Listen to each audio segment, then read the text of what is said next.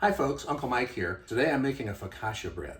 Actually, we're making the focaccia bread today, overnight, and tomorrow. It's sourdough, so there's some time involved with fermenting. A lot of folks are concerned about sourdough taking lots of work and lots of time. Well, I will tell you that it does take some time, but it doesn't take much work. So in real time, we're going to record every step along the way. You'll see me in different shirts because we'll be picking up the video at different points in time. But this is how I make focaccia bread. So we'll start off with everything is measured in grams. So I'm going to start off by putting my bowl on a scale, and I'm going to start off with some water. I'm going to put 440 grams. It's about 2 cups. But I'm going to go ahead and measure that out.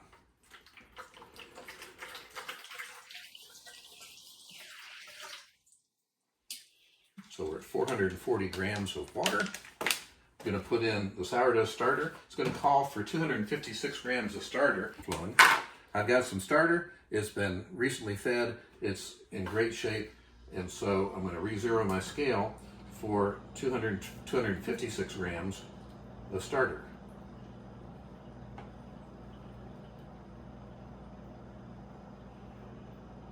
And what we'll do is go back and forth with the camera. We can get in a little closer and just see what it looks like in the bowl as well.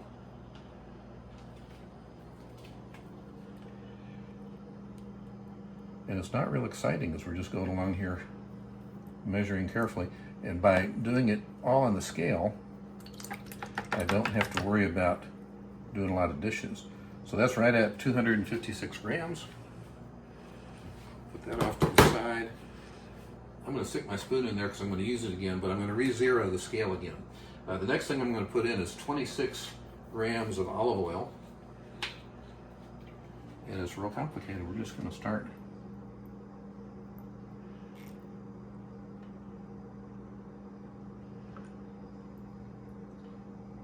And I'm seeing that spoon start to slide, so I'm about to have a mess. Oh, I caught it. Good. So that's got our olive oil in there. It's going to call for 10 grams of salt. What I'm going to do is once I put in the water and the salt and the olive oil, is I'm going to stir it up real well, and then I'm going to add my flour in. So that's all it took for 10 grams of salt. Remember, we had the spoon already as part of the tare weight, so it doesn't hurt. So now it's just a matter of getting it all mixed together well. Mostly doing this to get the salt to get mixed in with the solution well.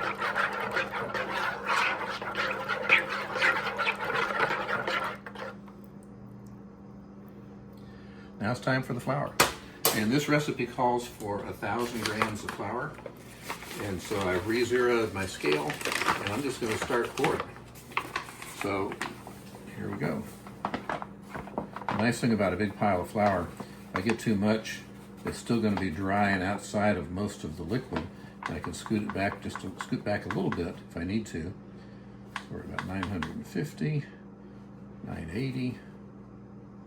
And right at 1,003 grams, I'm just going to leave it there.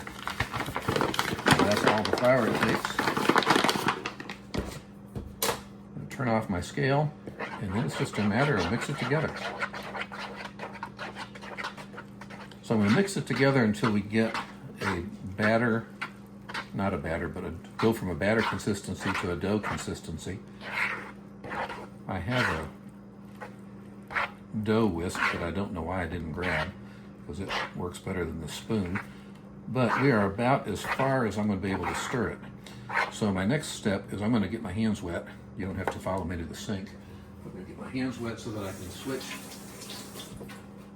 into fingertip mode, which is not a bad mode to call it because somebody in our household has a hard time remembering to say focaccia or how to say it, and so we've changed the name of it to fingertip bread in our household. And all I'm doing is mixing it together. In fact, I'm going to get the scale out of the way just to make it a little simpler.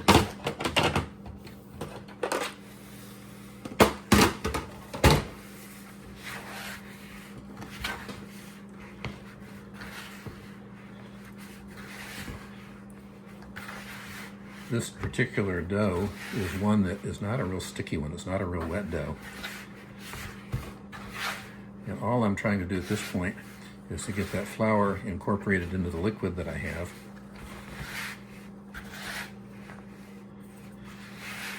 And then once this is mixed well, we're just going to let this sit here and start to do the magic that the sourdough starter does, which is causing it to ferment.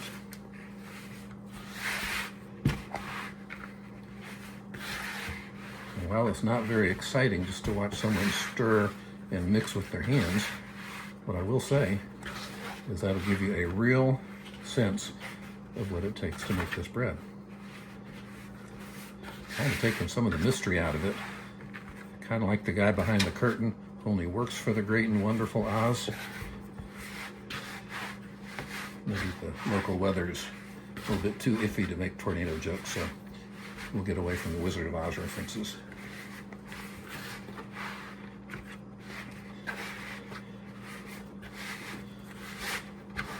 So we've got everything just about to come together.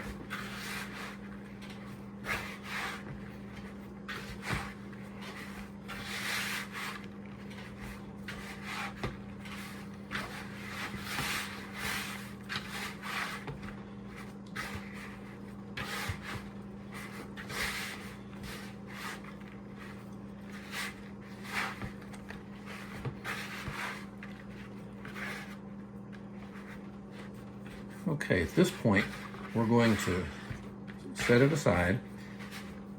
I'm going to stop the camera in just a moment or two and come back to it after a while. When I come back to it, I'll let you know how much time has passed. I don't really know what that's going to be because I'm not planning this out too carefully. The timing is very forgiving with this recipe in that you can always go longer than what it may feel like it takes. But as you see, we're getting all the loose flour off the bowl and incorporated in. So there's all part of a dough ball.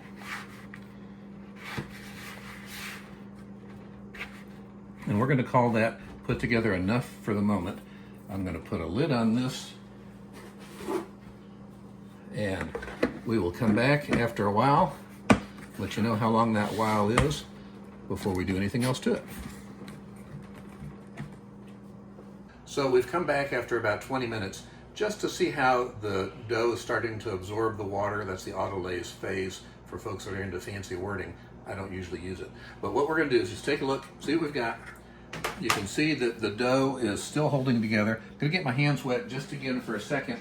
All I'm going to do is just one more brief knead to make sure there's nothing dry that's left in the flour. And I think we're pretty much there. Because once I finish this step right here, we're not going to see this dough again until tomorrow.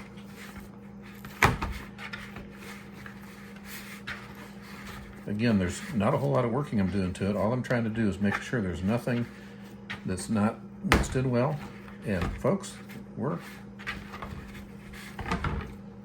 you can see that it's just a big old lump of dough at this point, and it's all holding together well. So it's going to go back in the bowl. I'm going to put the lid on it. It's going to be sealed and stuck on the counter. And the next step is for it to go 12 to 24 hours. The idea is to wait till it doubles in size. Now, just for a size perspective, we're going to come back in the bowl and look at it with a dough scraper. So here's my dough scraper in there for comparison size. So again, we get kind of a sense of how much dough's in there. The next time we see this, it'll be in the morning, at least 12 hours from now, maybe longer than that, and we'll see what our process does from there. It's morning. We have had about 18 hours of total countertop time since we first mixed our bread dough together, and see what we've got going on right now. Would you say that that's more than doubled? I would. We're going to let it sit for a little while longer. The next step is I'm going to be preparing a 14-inch Dutch oven for this. This batch will also make two 10-inch Dutch oven sizes. We're going with the larger focaccia today. I'll make the preparations for that. We'll get the fire going, and a little bit later show the putting the fingertips in and all of that good stuff. But that's all for right this moment. The next step in our sourdough focaccia bread is baking. So the last clip, I just showed you what the dough looked like where it had risen. And because it had risen so much, I went ahead and stuck it in the fridge. You can do that. Stick it in some refrigeration to slow it down just a little bit because it had really risen as much as we needed it to. It's now, though, actually 25 hours from when we first got started, and we're about to go to the Dutch oven. So what I'm going to do is I'm going to take the dough that we've got in here, I'm going to put it into this 14-inch Dutch oven. Now, as I mentioned earlier, this same recipe works well for two 10 inches. If you're using a skillet inside the refrigerator at home, inside your oven at home, then you would use a number 8 skillet to make 2 batches of it. Really, all I'm doing here is getting a good coating of olive oil on the bottom of this Dutch oven. Let me just scoot a few things around. We're going to put some rosemary that was growing out front just a little while ago, and some garlic and some salt and some olive oil in this in just a second. So I've got some olive oil here. I'm going to very carefully, without releasing any more gas than I have to from this dough, roll it into our oven here. There's not an easy way to get a camera shot of that, so we're just going to do what we can.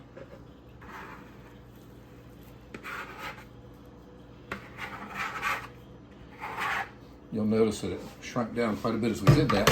Released some of the gas, not my goal, but that's okay. This dough's a little cold because, again, I had stuck it in the refrigerator for a while. Ideally, we wouldn't have done that. We'd have gone straight to baking, but that's where we are. So now all I'm going to do is just spread it out a little bit. And then, after I spread it out a little bit, I'm just going to let it stand.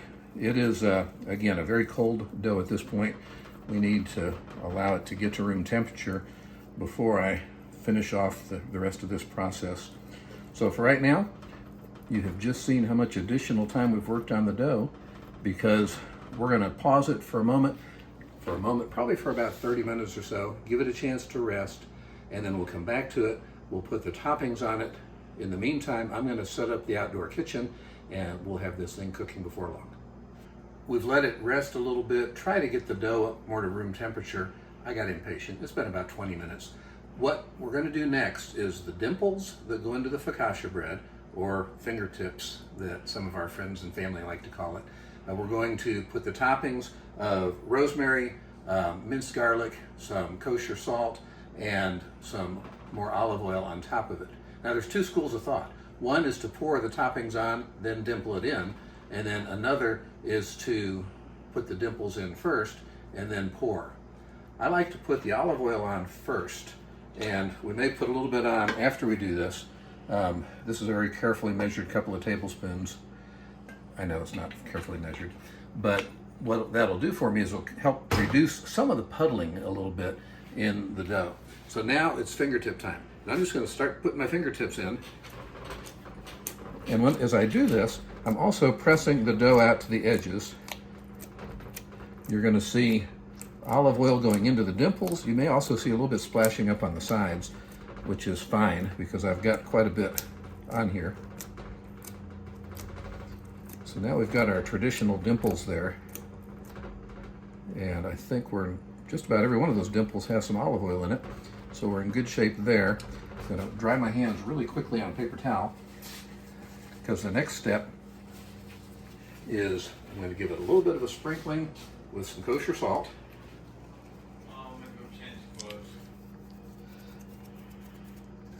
If you got some background sound in there, that's because this is real life in the house.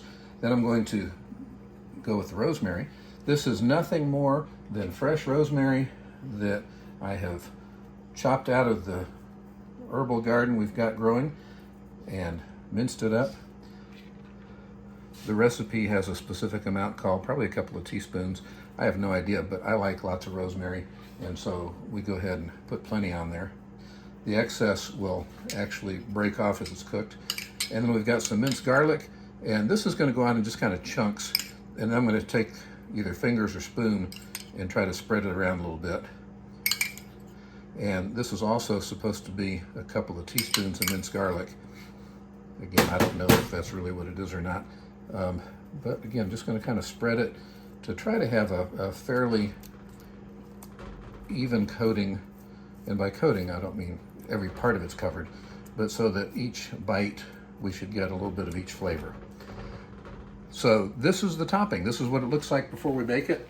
Now, what's going to happen, I'm going to let it sit for about another half of an hour. I'm about to go start the coals and let it sit during that time.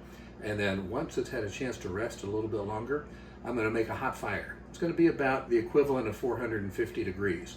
So with this 14-inch Dutch oven, I'm probably going to have a ring of coals underneath it and then a couple of rings on the top to try to get up to about that 450 temperature. And once we get up to that temperature, then I'll reevaluate whether we're going to keep it that hot or not, and I'll have some more comments about that in just a little bit. All the inside prep is done. Now for the fun part. We get to play with fire and we get to play with cast iron. I've already got the coals lit. I am going to make a ring of coals that are going to go underneath the bottom of this Dutch oven. And then I'm going to have the top of it with a couple of rings with the goal of getting it somewhere around 450 degrees. We're looking at about a 20 to 25 minutes worth of baking time. I'm going to check it in about 15, and if I need to adjust the temperature up or down, I'll either add coals or take away coals. We'll see as that goes. We're going to go again with 2 rings, and that's going to give me sufficient heat for what we need to do based on our ambient air temperature, lack of much breeze, and a bit of practice we've had at this to say that that's going to be sufficient. At this point, we're going to set the timer. We're going to set it for about 15 minutes, knowing it's a 20 to a 25 minute bake. And when the next scene comes on, you'll get to take a look at the same time I take a look. So see you again in just a bit. So what we're hearing right now is our timer for the first 15 minutes. And in that brief interim of time between putting the bread in the oven, guess what? The weather forecast, it said 12% chance of rain, just changed to 40. And then it said, just kidding, because it's going to rain right now. So we've actually had to move a little bit. So we've rearranged just a bit. Pay no attention to this pot on top. In addition to the focaccia bread, we're doing a beef bourguignon. And so I've got some bacon cooking off right now. I'm going to get that out of the way for just a moment. And we're going to see how this bread looks. Now again, same 2 rings of coals on the top. And this is the first time I've looked at it. This is the first time you look at it. We're 15, 16 minutes in. And so that's where we are. So now what I'm going to do is I'm going to reach down and just give it a little bit of a gentle feel. And at this point, it's not pulling away from the edges. We're okay as far as the heat on the bottom goes. The heat on the top is fine. Remember, this is a 20 to 25 minute bake. So 15 minutes is going to be early. So we'll check it again in about 10. And at that point, we may take it off of the bottom coals and let it finish on top. We'll just see. And pay no attention to the sound effects in the back. We have some friends that are also enjoying the fun time out here. So we'll check back in a little bit. Our timer just went off for another 10 minutes. That'll put us at a total of 25 minutes. So let's take a look.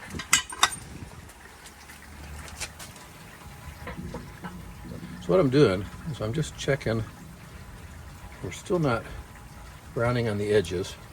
I will tell you that if you put your fingers in hot olive oil, you're not going to want to do that very often, very long. Okay, we're going to give it another 5 minutes and we'll check it again. Our 5 more minutes timer just went off. Let's take a look.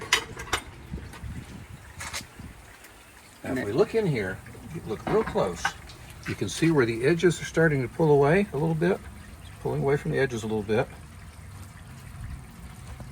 And there's beginning to get a little bit of a browning on top. We still have a way to go because we're not quite there. We're going to check it again in 5 more, and then I'm going to go get my thermometer, because the way you can tell if bread is done is you're looking for about 190 to 200 degrees on the internal temperature. What I'll do at that point is call it done. Remember when Mom would try to get you up and you weren't quite ready to wake up, and you tell her, just 5 more minutes, Mom? That's kind of what we've been doing here. So after 5 more minutes, let's take a look. So at this point, we can look around the edges.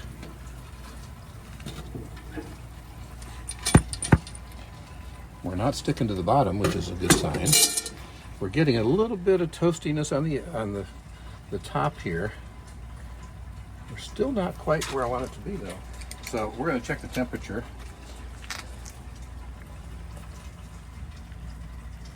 So according to temperature, we're actually at 200 degrees. So that bread is cooked. Now I like to get the top browned a little bit. So what I'm going to do is I'm going to take the pot off the heat. I'm going to put the lid back on just to brown up the very top of it just a little bit. And then we'll see what that looks like in a few minutes. Sometimes the process is just a simple, put it in the oven, set the timer, take it out. Sometimes it takes a little longer and a little finesse. Quite frankly, I like fiddling with the fire and checking with the timer. Here we are, 5 more minutes in, and we are just where I want to see it. Notice how the edges are pulling away. I've taken the bottom heat off, but notice how that edge is pulled away pretty nicely, so it's sliding around very free. And we're getting a little bit of browning on the top. I'm going to put this lid back on it. We're not going to set the timer any longer. I'm going to add these coals to that lid. As soon as I'm done with that, I'm going to take this inside. We'll take it out, put it on a cooling rack, and you will have seen from start to finish our sourdough, rosemary, garlic focaccia bread. We just brought it in. I left the lid outside, but this is our final product. I'm going to take it out of here. I'm going to set it on the cooling rack, and then that's going to be perfect for eating right now if we wanted to, but it's actually going to be for lunch tomorrow. So I'm actually underneath to help me lift it a little bit. This is what it looks like. That's the bottom side. That's the top side. Can it be a little browner? Yeah, it doesn't hurt. Can it be a little less brown? Totally up to you. But I think we're in pretty good shape. We've got a nice, crispy, listen to this.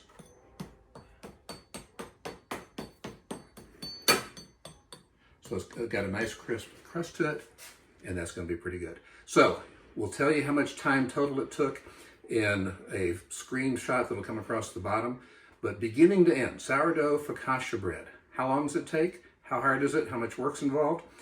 You'll see the cumulative time, hands-on, is just not that much. So give it a try and let me know in the comments if it's something you've tried and how it works out for you.